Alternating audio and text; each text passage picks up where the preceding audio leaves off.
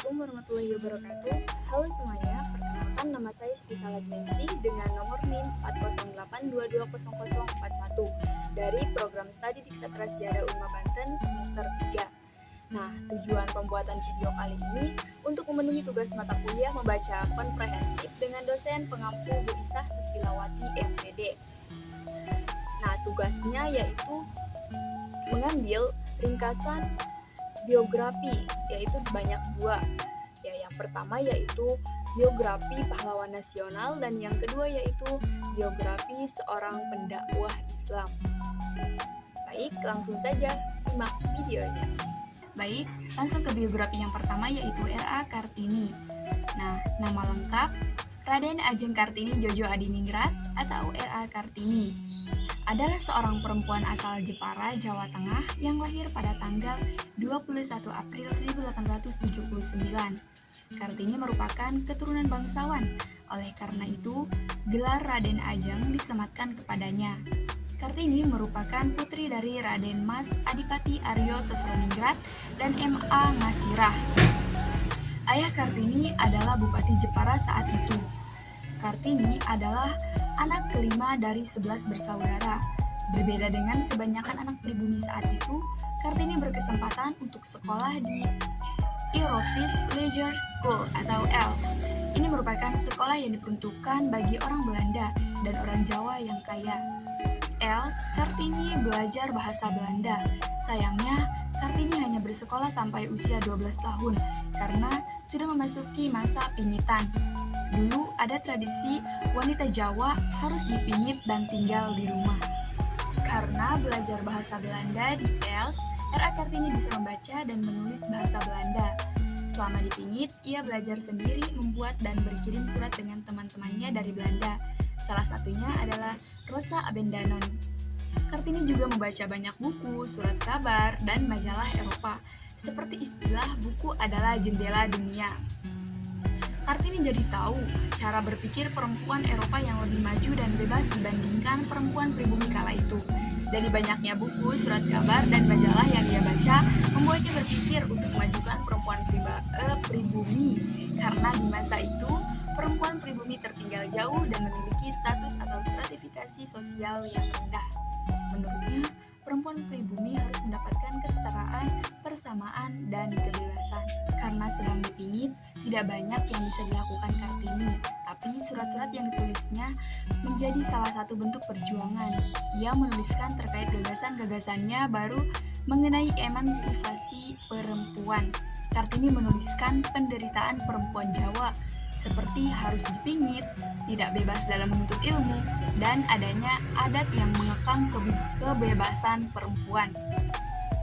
Nah, pada tahun 1903, Kartini menikah dengan K.R.M. Adipati Aryo Singgi Djojo Diningrat yang merupakan Bupati Rembang saat itu.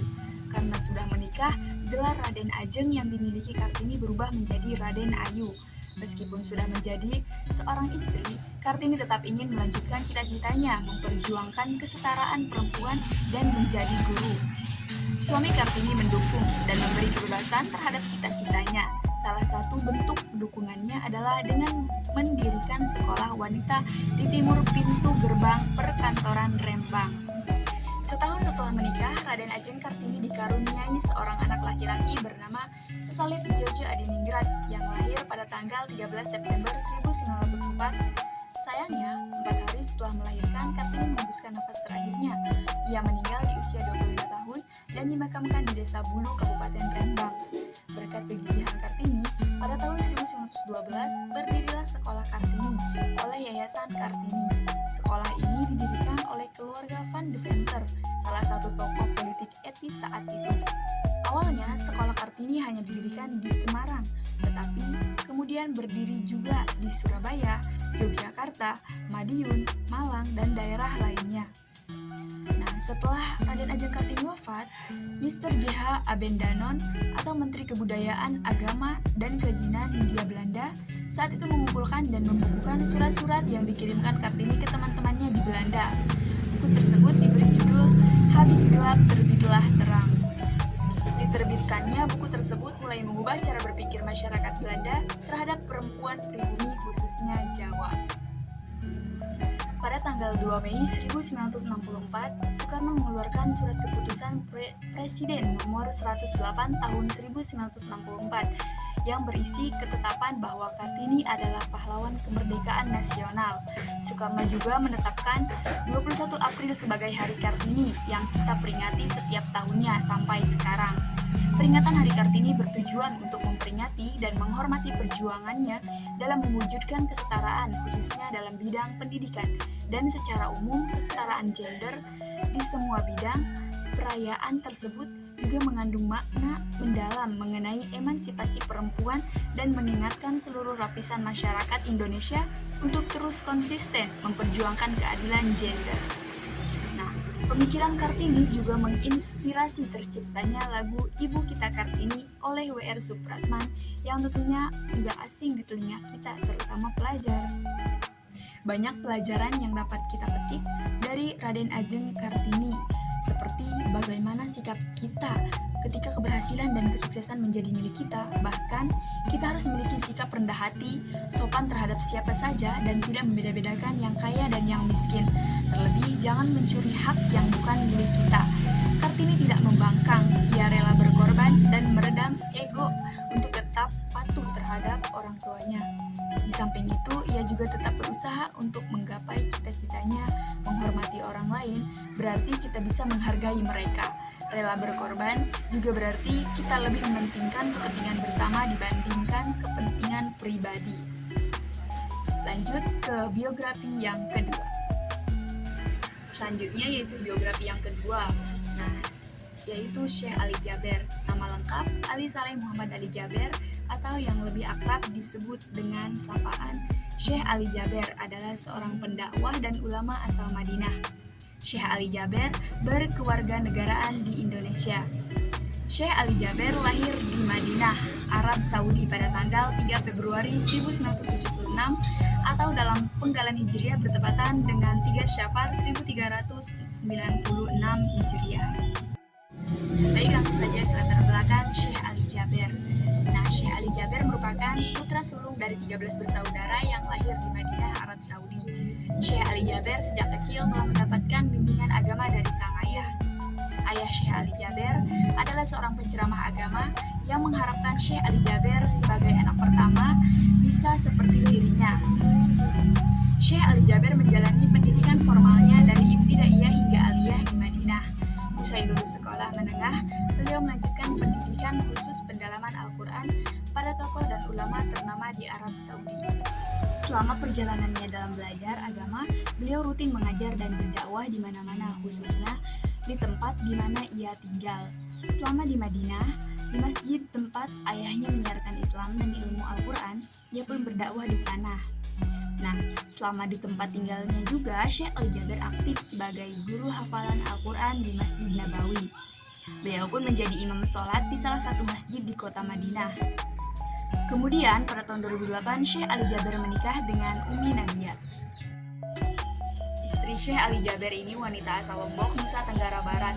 Dan sejak tahun 2008 itulah Syekh Ali Jaber mulai berdakwah di Indonesia dan resmi menjadi warga negara Indonesia pada tahun 2012 hingga tahun 2020. Keduanya dikaruniai seorang anak yang bernama Hasan.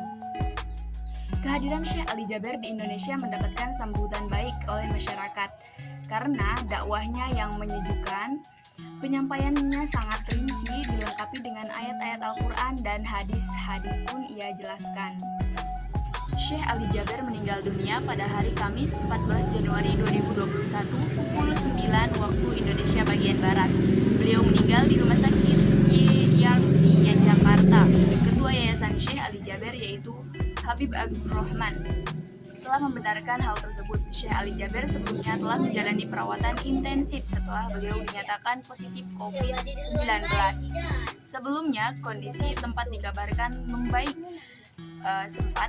membaik beberapa waktu yang lalu selama beliau dirawat intensif karena COVID. Kesehatan Syekh Ali Jaber terus memperlihatkan perkembangan baik setiap harinya.